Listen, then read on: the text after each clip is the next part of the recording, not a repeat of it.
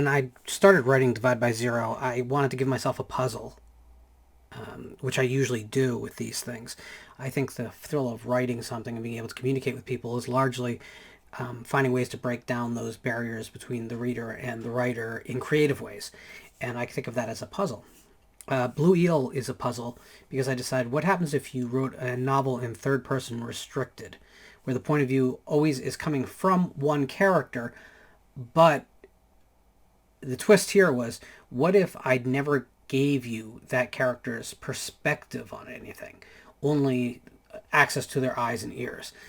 And that's very different than what usually is done with the third person restricted format. It usually is almost like first person in that it allows you memories and feelings and ideas. And I wanted to strip all that away so that the reader had so that the reader could come to sort of a democratic process of deciding what the novel was and whether they were following the actions of a righteous man or a lunatic. There's a lot of ways that you could read that novel because I refused to kind of hold the hand of the reader and kind of tell him what to think, right? Every reader, she can come at it in her own way. Bleak December was a similar kind of experiment because there I was taking on the concept of telling the story again from third person restricted, but this time from the point of view of a man who is suffering from the early onset of dementia or Alzheimer's, and his perspective progresses with the disease. So we get to view a mystery through the eyes of a character who is increasingly unreliable even to themselves. So when it came to Divide by Zero, what was to be done, right? What was going to be the puzzle? What was going to be the container I put it in to make it interesting for myself, but also make it hopefully more rewarding for the reader because there's that added level, which is another good reason to do this kind of stuff. And what I decided on first off was that the book would actually be broken into sections and almost be three novellas placed together with a through line. They definitely conjoin, but I wanted them to be distinct in what they were doing. And also, I love the idea of a text telling you how to read the text. I think that's really a very cool thing that gets people to engage deeper.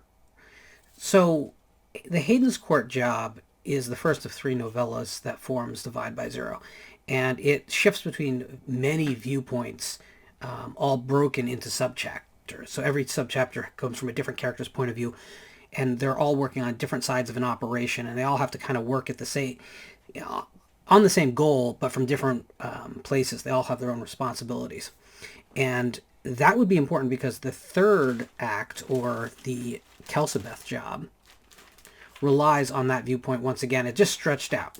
It's no longer as rapid fire as it is in the beginning of the book. And then the center novella, which is the Perihelion job, is kind of a conventional third-person restricted point of view from Kelsabeth Rahman's point of view. So what I wanted to do by using this format was start from a very wide canvas, shrink down to a small canvas, and then at the end, blow it out. And make the canvas feel much bigger and more expansive. And also, this allowed for some complex interweaving of separate, not plots, but aspects of the plots. Whereas certain things have to happen in certain orders from different characters who are not communicating with each other for the story to actually move forward. I have said before that I do not outline. For myself, I would never tell anyone else how they should create because different things work for different people. And certainly what you do would probably not work for me at all. But what I do is I just rehearse the text in my head, whether I'm showering or driving in the car or anytime I'm doing something that's kind of rote and ordinary to the point where you're not really paying attention to what you're doing. I'm just rehearsing the novel in my head, the dialogue, or even the text. How do you get from here to there, and what's the transition? What's the mind space you're going to put into the text so that you can, follow a progression of actions. I don't know if that makes any sense to anyone but me. But I'm always doing it. And, it's almost like having an associative personality disorder because I'm always kind of working on the books. But what happens is you get to know the story, and you get to know the book, even the writing. Like, oh, I know exactly how I'm going to do that. I know exactly how I'm going to phrase that. The length of paragraphs, that can be weaponized, and if you're strategic about it. So you can have longer paragraphs start to get shorter and shorter until you get into 2-line, 1-line paragraphs, and it creates a sense of excitement in the reader because the action seems to be coming faster, and they're reading faster, and they want to get to that next part because obviously the momentum is moving in a single direction, from verbose to very, very lean prose.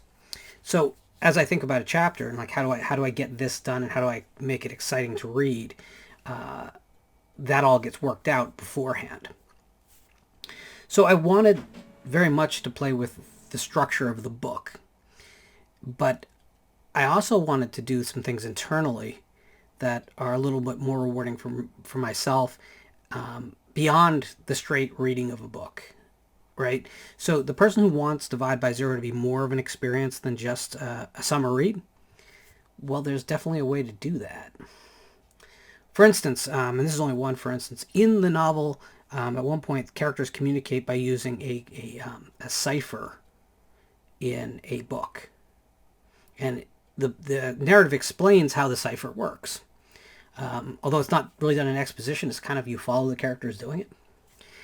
Well, there's a cipher inside Divide by Zero. And it was one of those things I had to be careful during the editing process didn't get betrayed. Because it's tough. If the book even shifts a little bit too much on one way or another, the cipher gets lost. But if you're paying tremendous attention, maybe on a second read, there's a message in the book that you can only read through the cipher. And you can discover it the same way the characters discover and use the cipher in the text. So that was fun. And there's a couple things like that in the book. Actually, there's something very much like that in Bleak December, which to my knowledge no one has found. At least if they've found it, they haven't actually mentioned it to me. So it'd be interesting if one day someone comes up to me and just lays it all out, all the stuff they've found. But that's kind of what I like to do, is because I know the story so well and I know the construction of the book so well before I ever sit down to actually write, I like to lay in additional information and additional ideas. Mark Danielowski's House of Leaves is definitely a big inspiration for that, because that book is so much more than just the narrative. And I think that that sort of creativity probably leads to the future of the written word and books as dramatic medium. Because I think to a degree, like that old chestnut that there's only so many stories that can ever be told and we just tell variations on them. I don't believe that at all, but I think we're getting dangerously close to that being true in a commercial sense, right? Like if you go too far afield of what people are comfortable in a commercial novel, people start turning off, or they just look elsewhere because you're too different. I mean, on a side note, I just saw the film Skinamarink, and it's different. It's also probably not something many people are going to get through, and I wouldn't blame you if you didn't. And that's the fear I have. If I go allow myself to do too much outside the norm, you end up being Skinamarink, and no one's going to bother reading your book. So you have to still keep all the fun exploitation elements, and the dramatic structures have to be still make sense in the conventional sense. You have to be able to like follow a character's arc. There has to be an arc in most cases. I'm not completely sold on the idea that every character needs an arc, but all those things still need to be in place. But you can always do more if you challenge yourself to do more, and I'm definitely interested in always adding something. Even those early monster novels have a little more going on than they probably needed to have going on. But with Divide by Zero, I was able to really lay a lot of things into the text that'll be very useful later on without you noticing that I'm kind of smuggling in ideas. Because as this series of books continue, certainly the palette is going to use a lot more colors, and the scope is going to get a lot wider. And I kind of need to have introduced all those ideas in an embryonic seed earlier on, if it's going to make sense and work at all. The book was written over the course of about 13 months, which is longer than I expected it to take to write, but it also ended up to be a longer novel than I thought it would be. Normally, I have a pretty good idea of what word count is going to be on these things. My initial guess of about 80 to 85,000 words was way undervalued to what it finally ended up being, which is 103,000 words and pocket change. And it wasn't because the story took on a life of its own or anything like that. People say that kind of stuff. That stuff doesn't happen. What happened during the writing is I realized there was so much more I could do in certain parts of the novel, which of course gets me into trouble because I do subscribe to having beat theory inside dramatic structure. So you should be charting out beats, which are any points of interest for the reader that's going to spike their attention. So you can graph them the same way you would with music.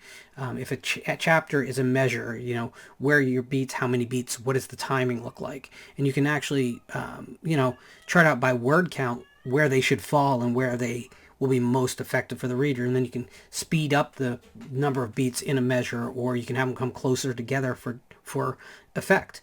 I think it's a very valuable thing to do if you're thinking about the writing. The people called pantsers who just make it up as they go along, basically, and trust their instincts. That's a different skill set entirely. I don't do that, and I can't do that.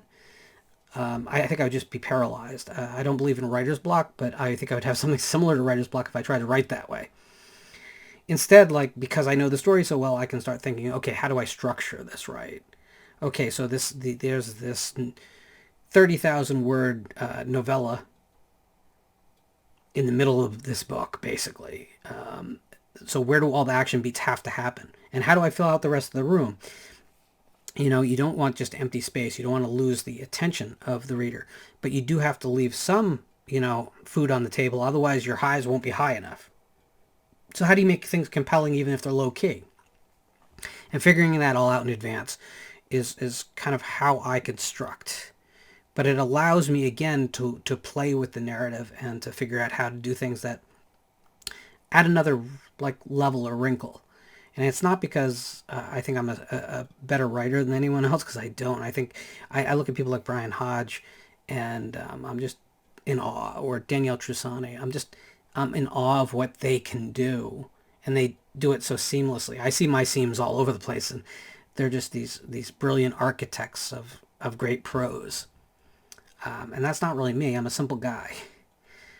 So what I do, hopefully to make up the difference, and maybe it's overcompensation, is I try to add elements that perhaps you're not getting in every other piece of fiction that you come across. And it's a lot of trial and error, and it's a lot of deleting what doesn't work and trying again until it does work. And it's a lot of getting feedback from first readers like Jeffrey Bradley, who will push back on me for being an asshole and not just doing what I should do. And that's all valuable because you learn how to really communicate as a fiction writer. And it's always a process. It'll never end. No one ever has gotten to the point whereas everything they write is perfect. I'd argue that no one has ever probably written anything perfect. In the next installment in this series, I'm going to talk a little bit about the influences behind this novel. There are some very strong influences in this particular novel, and I'm going to talk a little bit about how this novel fits into the wider Perihelion cycle that has already begun and what is still to come. Until then, be good.